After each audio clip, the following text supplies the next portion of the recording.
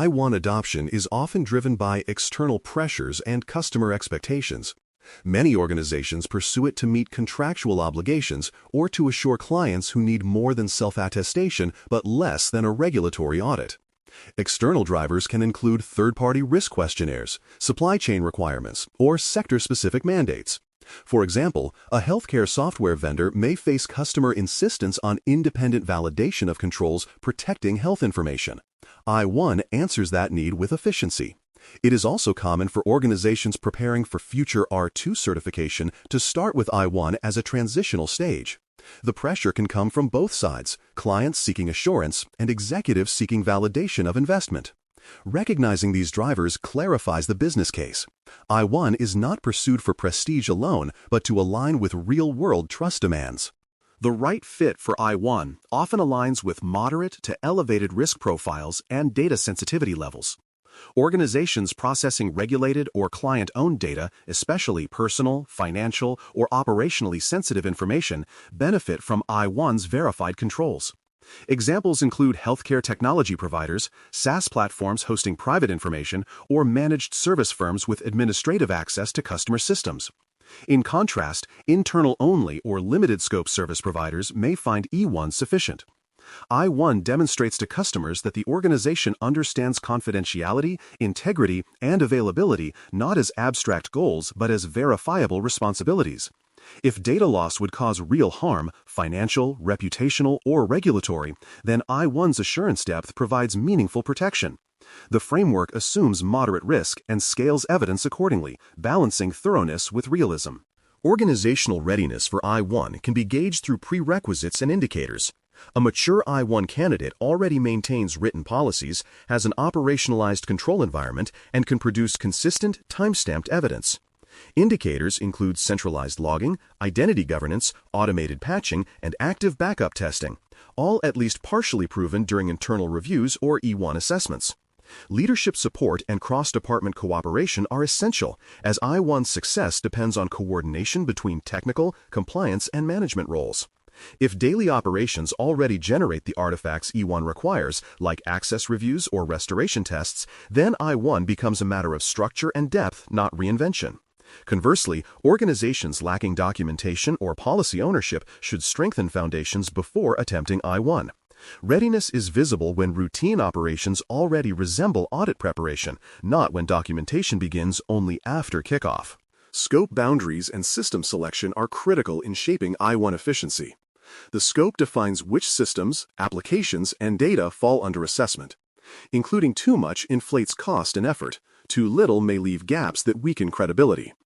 I1 often covers the full organization, while I1 scopes in on systems handling regulated or protected data.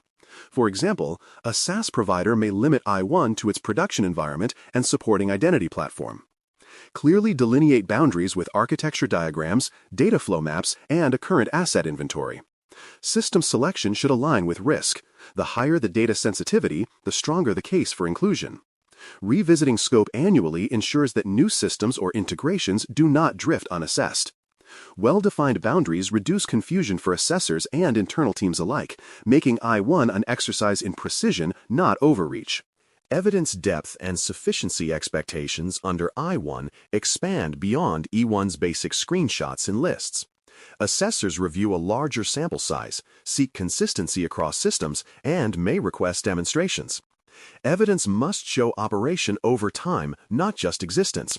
For example, instead of one access review sample, I1 may require multiple from different months or departments. Similarly, log retention or patch reports should span defined periods. This broader scope means teams must maintain records throughout the year, not assemble them retroactively. Authenticity matters. Original exports, system-generated timestamps, and traceability to control identifiers strengthen credibility. The good news is that once built, this evidence library becomes reusable across frameworks. I1 teaches habit, I1 tests endurance of that habit. Both rely on truth captured in motion. The assessor engagement model and cadence form the operational rhythm of I1.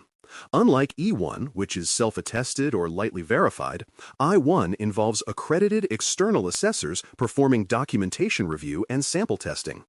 Engagement begins with scoping and planning sessions, where assessors confirm boundaries and expectations. Fieldwork includes interviews, system walkthroughs, and evidence sampling. Communication should be structured with a single point of contact for coordination. Cadence typically includes a kickoff, weekly check-ins, and closing sessions to discuss preliminary findings. Transparency speeds resolution. Providing requested items quickly avoids delays. Internal alignment is equally important. All domain owners should understand when their evidence will be reviewed. Treat assessors as partners validating your discipline, not adversaries probing for flaws. The cadence of collaboration is itself part of assurance maturity. Deliverables, letters, and listing outcomes are tangible results of the I-1 process. Upon successful completion, the organization receives a validated letter of certification, often published in the HITRUST listing database.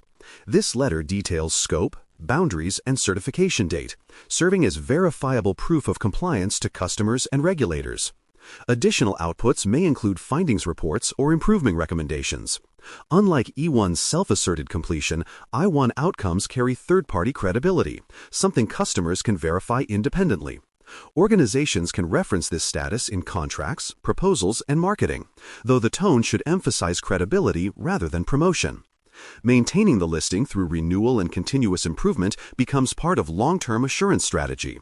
Each deliverable represents both recognition and responsibility. Proof today, expectation tomorrow. Common pitfalls, delays, and overruns typically stem from weak planning or unclear scope. Many teams underestimate evidence effort, attempt to expand coverage midstream, or rely on manual records that slow validation. Others struggle with unclear ownership, where no one can confidently explain control operation. Missing policies or outdated procedures can also cause friction, as assessors flag inconsistencies between words and actions. Delays arise when evidence lacks timestamps or when requested items require rework to meet sufficiency. Avoid these issues by rehearsing evidence assembly before formal assessment, aligning all participants on submission format, and preemptively validating completeness. The secret to staying on schedule is predictability, knowing exactly which control owners owe which artifacts by which date. I-1 rewards preparation far more than improvisation. There are times when I-1 is not the right choice. Very small organizations with limited infrastructure or informal governance may lack the scale to support it efficiently. Teams without defined policies, identity management, or ticketing systems will struggle to produce evidence that meets standards. Likewise, entities facing complex regulatory expectations, such as federal agencies or high-impact cloud providers, may need R2 from the start. Choosing I-1 prematurely can waste effort, while forcing it in low-risk contexts overextends resources without meaningful benefit. A practical guideline. If daily operations cannot yet produce repeatable evidence, stay with E1 until consistency improves. If external risk or data sensitivity demands deeper validation, move directly to R2. The right timing is when I-1 complements your maturity, not tests it to breaking point. A concise decision checklist can greenlight I-1 readiness. Confirm that policies exist for all required control domains.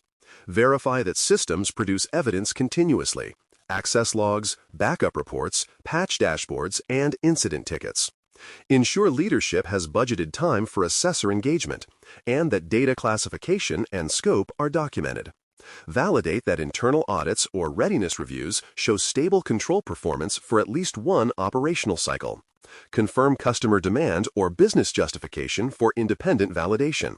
Finally, ensure evidence owners understand the process and can respond to requests promptly.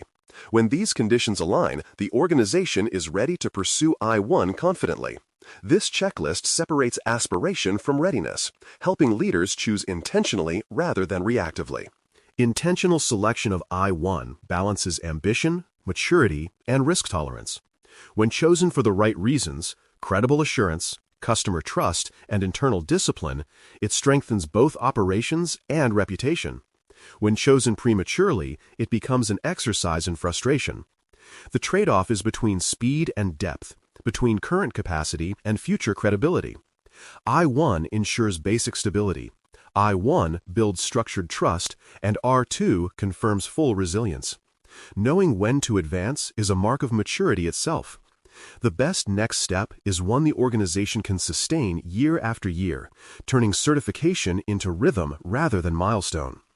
I1 exists for that middle path, a bridge of assurance walked with intention and readiness.